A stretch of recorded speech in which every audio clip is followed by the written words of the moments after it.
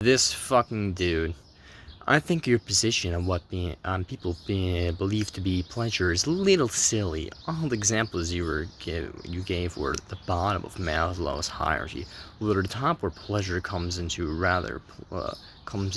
play rather than just lack of pain. That's what you think, buddy. That's what you think. What the fuck? What the fuck? Maslow's hierarchy of needs, my dude? Yo, the self is a fucking illusion, dude. There is no self. I'm an identity nihilist. Oh my god. Like, look at this bullshit. Psychological. All you said were air, water, food, sleep, blah blah blah. Personal safety, security, employment needs. Yeah, that's also, guess what, fucker? That's not the bottom right there, but guess what? Oh, last time I checked, that is all deprivation. Love and belonging, friendship, human intimacy is built into evolution, intimacy built into evolution, family, the bond of family built into evolution, sense of connection. What the fuck is that? More evolutionary stuff. You feel lonely if you're not. It's all just deprivation. I don't have a lot of that stuff. Plenty of people don't have that stuff. They don't need that stuff. That stuff is just there because you all have a little lovey-dovey family thing because evolution made you. So that's your problem, not mine, not a bunch of people's. Sorry that you have those needs and when they're fulfilled, you feel pleasure. I don't have those needs, so I don't feel pleasure from them. I don't feel the illusion. Love, esteem, respect. Yeah, because when you're disrespected, you feel bad. So when you're treated normally, you feel good. Wow, it's almost funny. Being treated like the basic person you ought to be treated as, not treated like lower than a human, is considered in the hierarchy of needs in the very top. Wow, it's almost like, not being deprived of basic things is great. Self-esteem, oh my goodness, that's a fucking shocker. Not having deprived sense of ego is almost near the top. Status, wow, not feeling, what does that really mean though? Can you have to be rich and powerful? By status, do you just mean you have to be comfortable with your status? Because if that's what you mean, then guess what? It's just deprivation again, fuckface. Recognition. You want to be recognized? Recognized for what? What are you going to be recognized for? You want to be like someone? You want to recognize yourself in the mirror, bud? What the fuck is that even happen? Where's the value in being recognized? Recognized for being a serial killer, recognized for being a shooter, recognized for being the guy who made the atom bomb, recognized for being someone who engineered the Wuhan fucking virus, coronavirus, whatever you want to call it, and you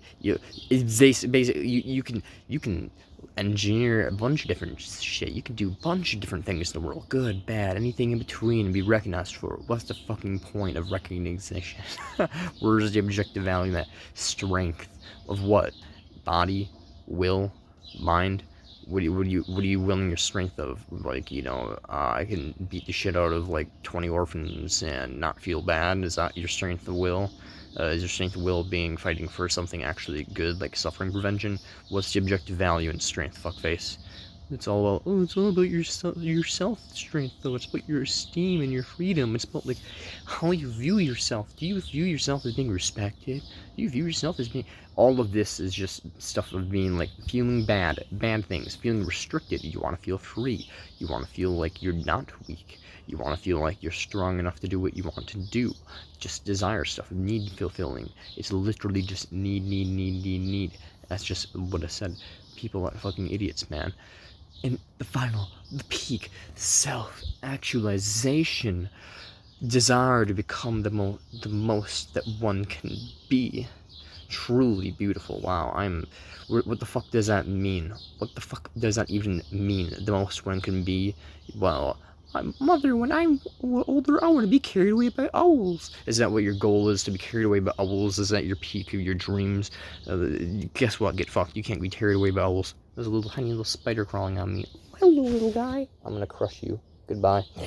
His life is ended. It was adorable while it lasted. Desire to become the most of one actually can be. What, you could be someone like me who puts the little spider out of his misery and actually does good in the world, or you can be Spider Breeder, you know, and Spider Breeder believes that his peak is, I bred 10 billion spiders and all of them suffered and died, and they were beautiful and cool looking. Look at all these arachnids, wow.